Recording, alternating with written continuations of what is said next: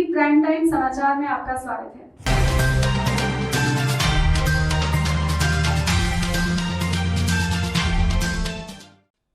नमस्कार, मैं स्वागत करता हूं अब सूचना एवं प्रसारण मंत्री श्री प्रकाश जावड़ेकर जी का। आज जो कैबिनेट की मीटिंग हुई थी उसके बारे में मंत्री जी ब्रीफ करेंगे। मैं मंत्री जी से अनुरोध करता हूं कि कैबिनेट के बारे में ब्रीफ करें। आज प्रधानमंत्री नरेंद्र मोदी जी की अध्यक्षता में कैबिनेट की बैठक हुई और cabinet committee on economic affairs की भी मीटिंग हुई और इसमें हिमाचल में लुहरी हाइड्रो प्रोजेक्ट करने का निर्णय लिया गया। 210 मेगावाट का ये बिजली का प्रोजेक्ट 1810 करोड़ रुपए के लागत से बनेगा। इससे 775 करोड़ यूनिट हर साल बिजली मिलेगी। यह सतलज जल विद्युत निगम के मार्फत होगा। जल विद्युत में भी आ रही है और ट्रांसमिशन में भी है। और ये project build, own, operate and maintain boom इस तरीके पर निर्भर रहेगा। इसमें केंद्र और राज्य सरकार की मदद मिलेगी। इससे बड़ा फायदा है कि ये रिन्यूएबल एनर्जी है, हाइड्रो प्रोजेक्ट है, तो कार्बन एमिशन नहीं होता और उतनी बिजली पैदा करने के लिए जो कार्बन एमिशन होता कोयले से करने में, वो 6 लाख टन का कार्बन एमिशन रिडक्शन होगा।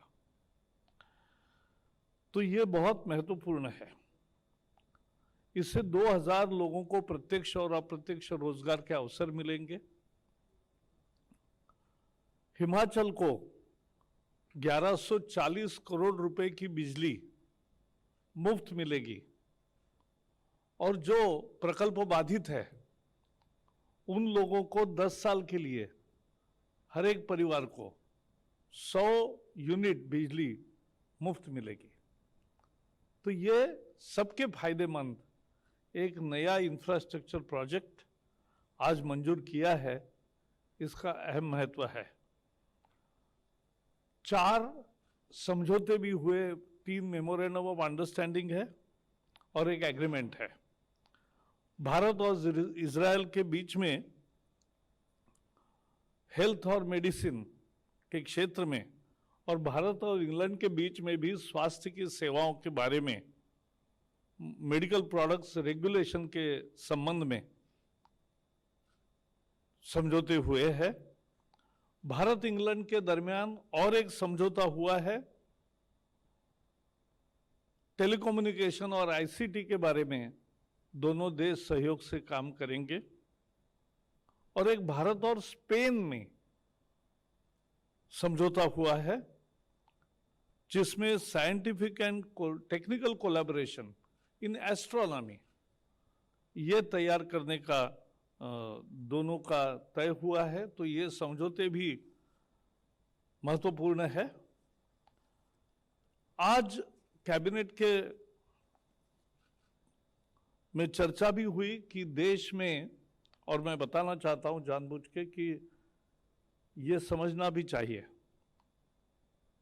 कि पिछले दिनों में अर्थव्यवस्था फिर से पटरी पर लौट रही है। इसके अनेक संकेत मिले हैं।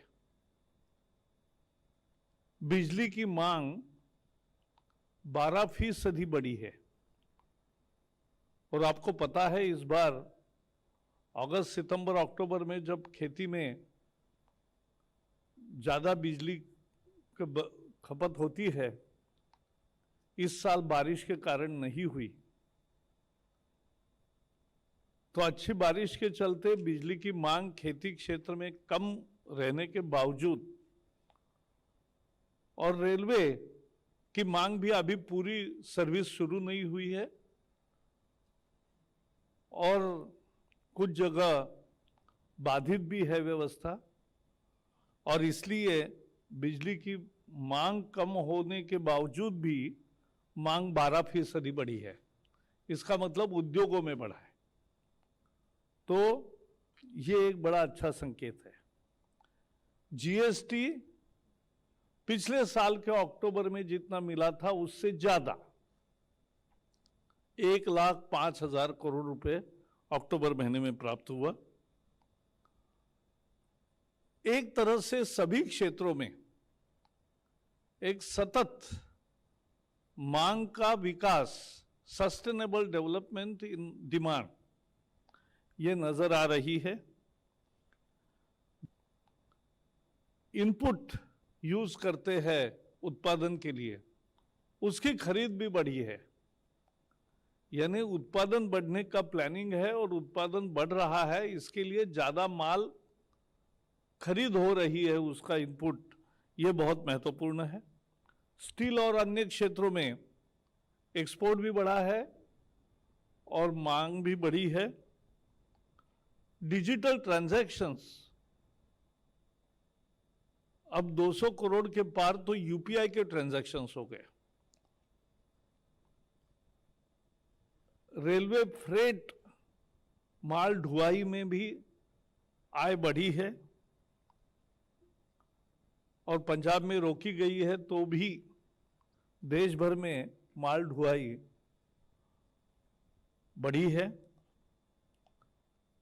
सेकंड क्वार्टर ग्रोथ जो बोलते हैं, अप्रैल to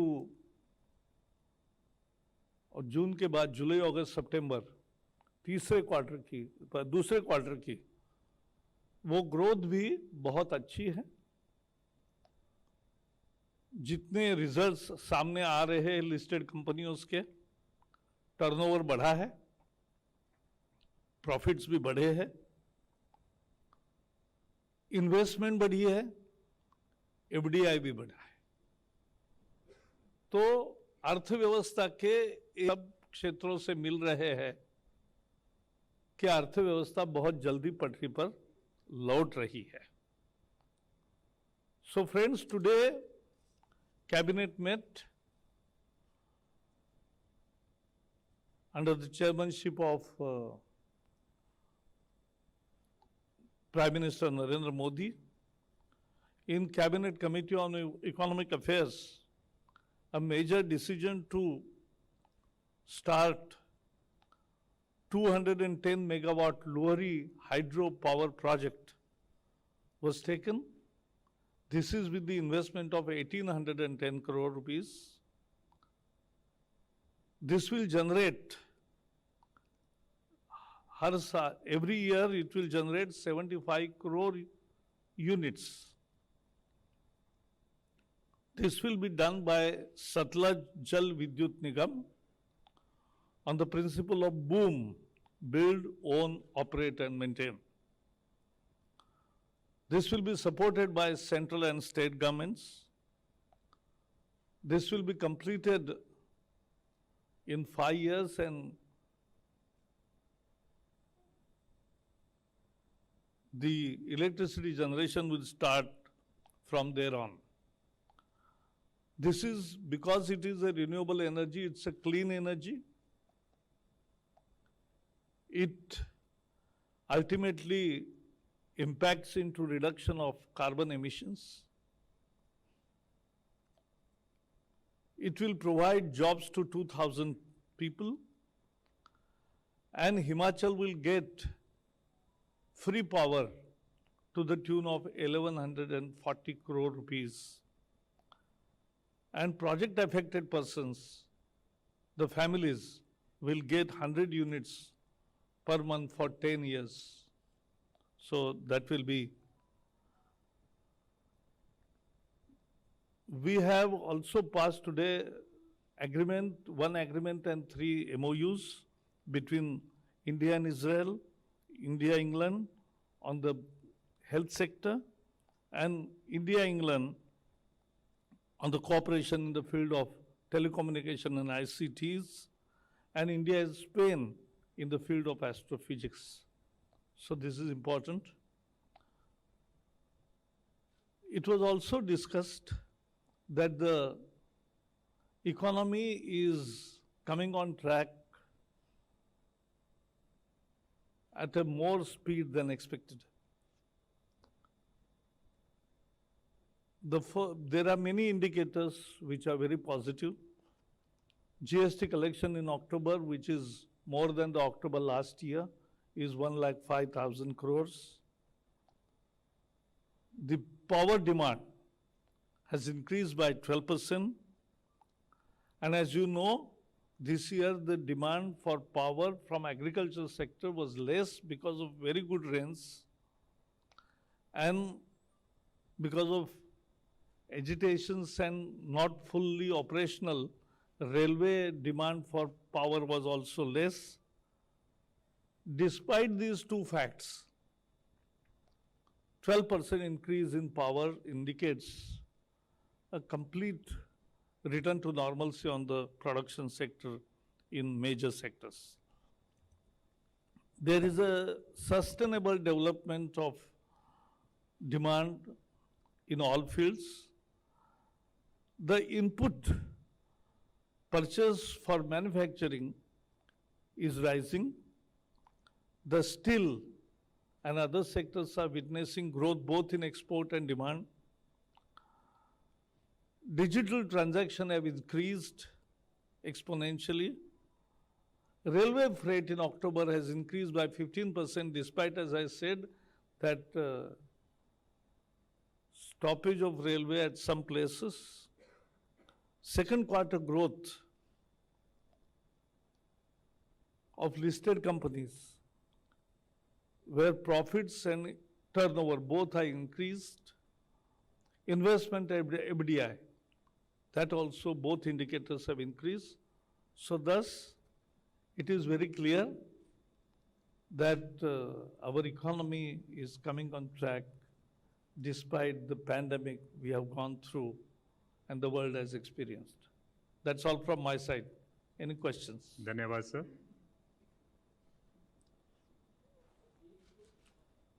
Just please use mic. Just sir एक क्लेरिफिकेशन ये चाहिए कि जो आपने हाइड्रो पावर प्रोजेक्ट के लिए बोला है कि इससे 750 करोड़ यूनिट हर साल मिलेगी.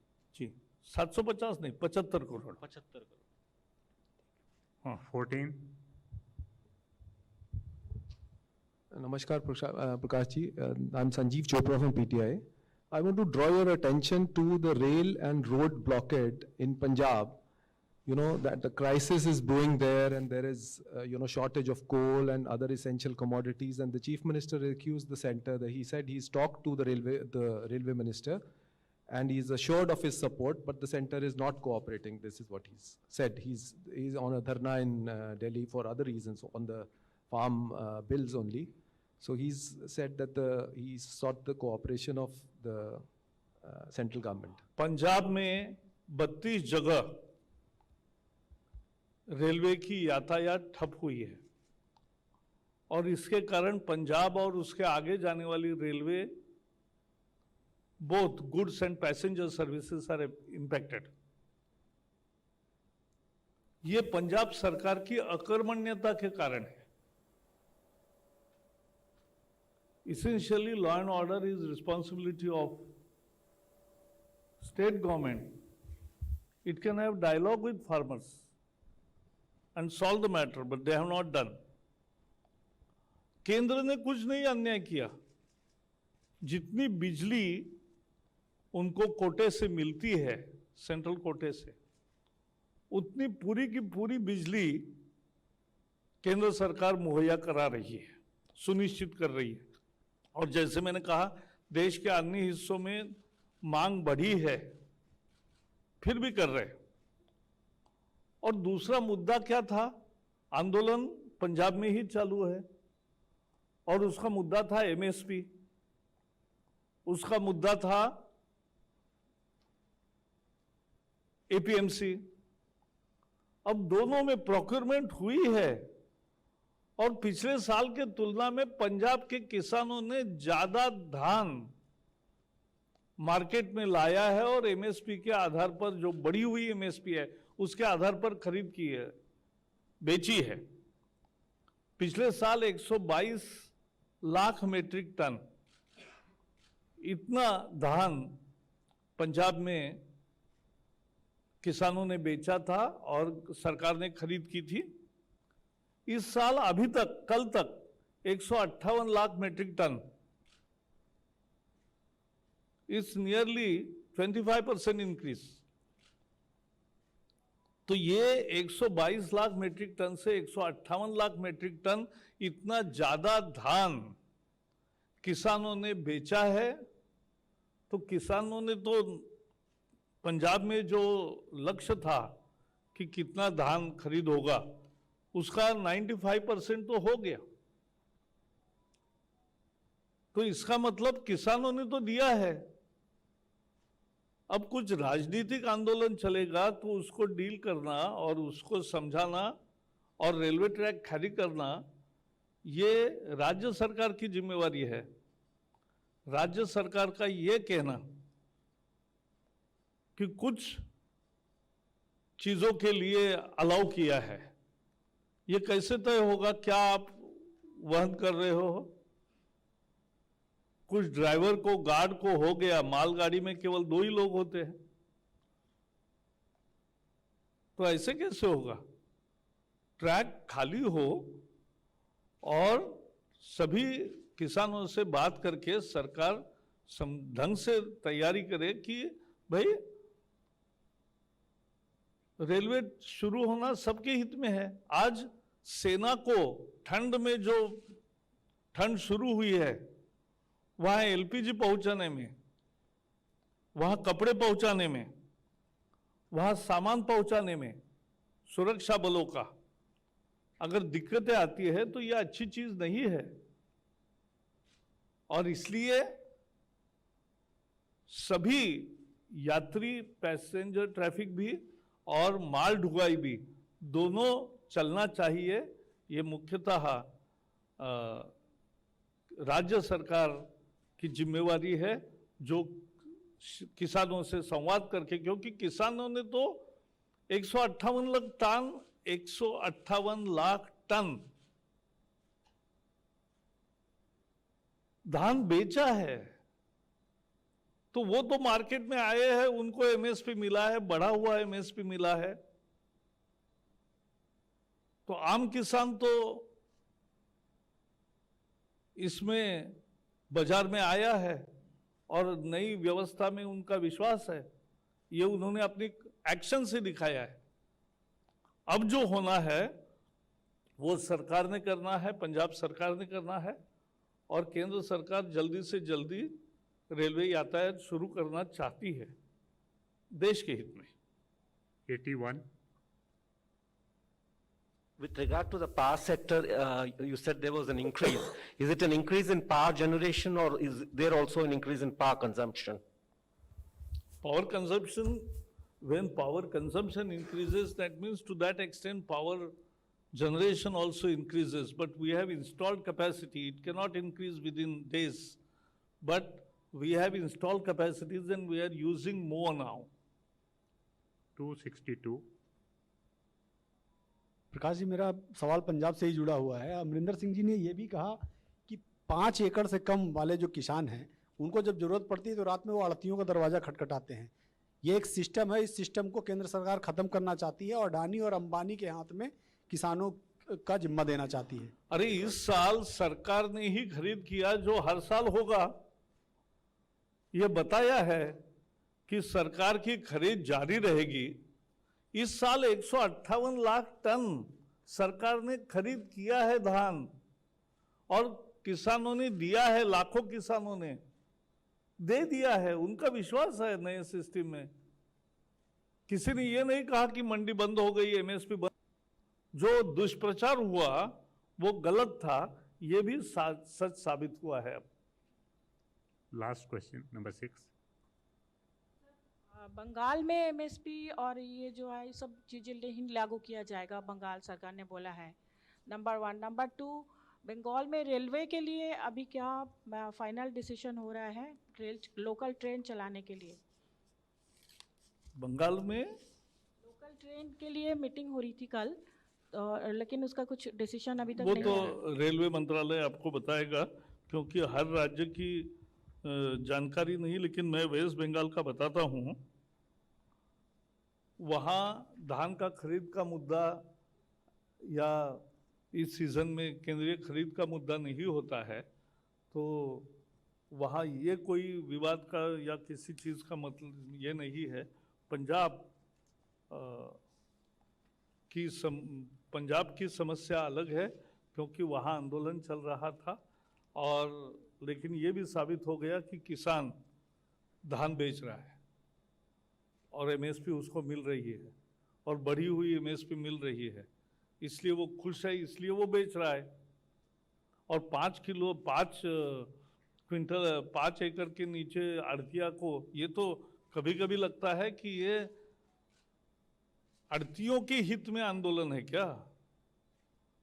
किसान का हित है ज्यादा एमएसपी में और सरकारी खरीद में।